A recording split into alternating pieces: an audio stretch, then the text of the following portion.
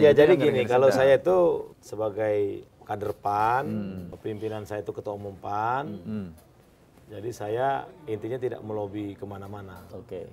Termasuk saya juga nggak ngelobi ketua umum. Nggak ngelobi ketua umum PAN. Enggak. Ketua umum partai lain nggak juga? Enggak. Oke. Ketua partainya aja nggak dilobi. Enggak.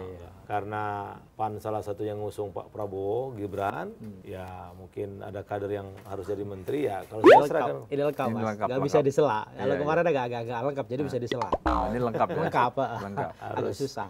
Pengusung. Prabowo Gibran. Ya. Iya. Karena lagi musim cuma nyebut presidennya aja sekarang. Oh. Ya.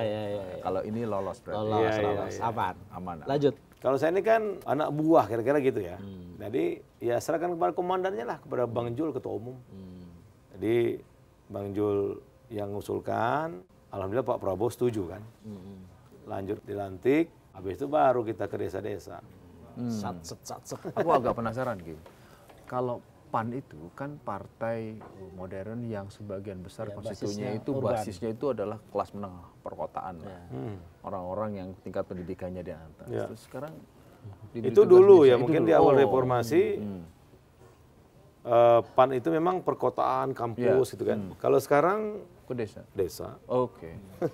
Cerdas juga Bang Zul ya. Dan ini istimewa, Mas, karena sebelumnya sorry kalau saya perlu dikoreksi. Sebelumnya itu kan Menteri Desa itu selalu dari PKB kan. Iya, Memang. tiga Dari kali. dari Aku awal bilang, gitu kan. Ini aku baru pikir ini adalah Bang Yandri adalah Menteri PAN pertama yang menduduki posisi Mendes PDT ini.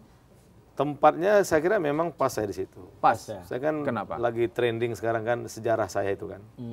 Jadi tempat saya lahir itu namanya Desa Palak Siring. Saya lahir kan tahun 74. Dari tahun 74 sampai saya tamat kuliah 98. Di Bengkulu ya? Di Bengkulu. Ya. Terus saya merantau ke Jakarta sampai tahun 2000. Dan di kampung kami itu memang nggak ada listrik, desa tertinggal. Jadi saya waktu dari lahir sampai kuliah nggak pernah lihat listrik di rumah, nggak pernah lihat kamar mandi, nggak pernah lihat televisi, nggak Berarti pernah kalau lihat kelahiran kompor. 74 berarti dulu nggak nonton film si Unyil ya? Iya, tapi numpang ke orang, Mas. Pak Raden gitu. Pakai Iya. kan pakai aki, Mas. Pakai aki. pakai aki. Jadi kalau kita nggak bayar aki, ditutup gordengnya, gitu loh, nggak bisa lihat. Gitu. Iya. Jadi baru ada listrik tahun 2000-an. 2000-an. Dan saya SMP nyebrang sungai, nggak ada jembatan kan.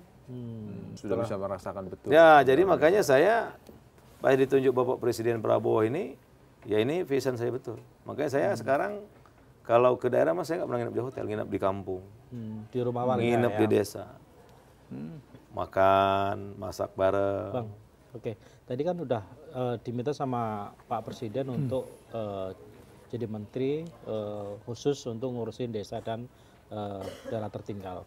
Nah, apa pesan atau target yang diharapkan Presiden ketika memilih Abang untuk di besi? Jadi gini, waktu saya dipanggil itu, Nah, ya. Pak Yandri terima kasih sudah bersedia membantu saya. Ya Pak, ini kehormatan, kemuliaan bagi saya Pak. Ini sangat strategis sekali yang Anda pimpin di desa. Ya Pak, siapa? Karena prinsip saya itu kan kalau membangun desa pasti membangun Indonesia kan. Ya. Nah itu diminta Pak Prabowo itu bagaimana desa-desa itu ya memang harus ditumbuh kembangkan. Kemiskinan kan banyak di desa, pengangguran banyak di desa, ya kan. Tingkat pendidikan yang rendah di desa. Kalau kita bangun desa pasti bangun Indonesia. Maka tagline Kemendes sekarang saya buat bangun desa, bangun Indonesia, desa terdepan untuk Indonesia.